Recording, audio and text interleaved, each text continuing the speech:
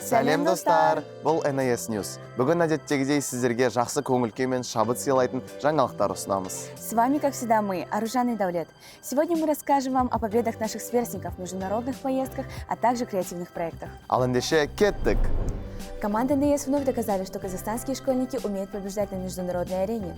Ақшта өткен First Championship байқауында Алматыдағы химия-биология бағытындағы NIS-тің PID командасы ел тарихында бірінші рет Франклин дивизионының финалына өтіп, Finalist Award жүлдесін жеңіп алды.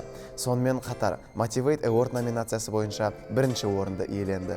А команда Cristobal из NIS физико-математического направления города Алматы выиграли третье место в одной из самых престижных номинаций Inspire Award. Больше 1000 команд, более 50 тысяч участников из 110 стран. И NIS среди лучших. Астана халықаралық мектебі IB World School мәртебесін ақтады. Школа успешно прошла оценочную проверку и сохранила аккредитацию по программам PIP, MIP и DP. Международная команда экспертов успешно оценила подход к обучению, взаимодействие внутришкольного сообщества и благополучие учеников. Астана халықаралық мектебі Қазақстандағы 3 IB бағдарламасын толыққанды көлемде жүзеге асыратын санаулы білім беру орданың бірі. Мектеп 2017 жылы PYP, 2018 жылы MYP, ал 2019 жылы DP бағдарламалары бойынша авторизация алған. Содан бері мектеп өз мәртебесін тұрақты түрде растап, халықаралық білім беру стандарттарына сәйкестігін, сондай-ақ оқушыларда жаһандық азаматтықты, академиялық жетістікті және жеке тұлғалық дамуды қалыптастыруға деген ұмтылысын көрсетіп келеді. В Уральске ансамбль танца «Ғажайып», состоящий из талантливых учеников NIS, представил свой яркий творческий концерт к Международному дню танца. Ғажайып ансамблі бұл NIS жүйесіндегі өнер мен руханияттың жарқын көрінісі. Олардың әрбір биі мәдениет пен болмыстың және шеберліктің үйлесімі. Олар тек билеп қана қоймайды, олар көрерменнің жүрегіне жол табады.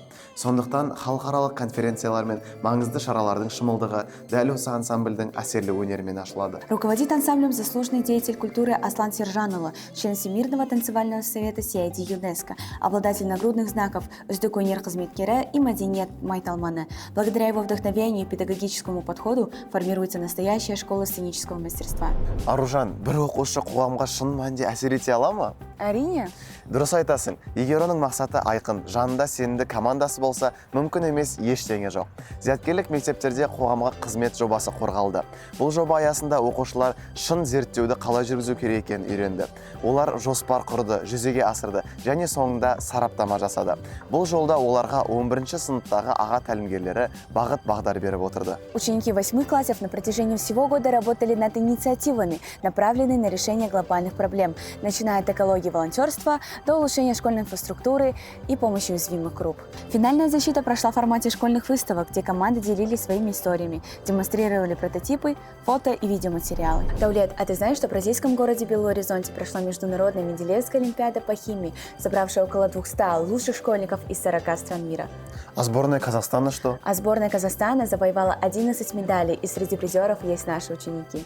Білім бәйгесінде күміс медальді Астана қаласындағы физика-математика бағытындағы Назарбаев зияткерлік мектебінің оқушысы Қали Әбілмансұр иеленсе, қола медальді Өскемен NIS оқушысы Айзере Жеңісханова иеленді.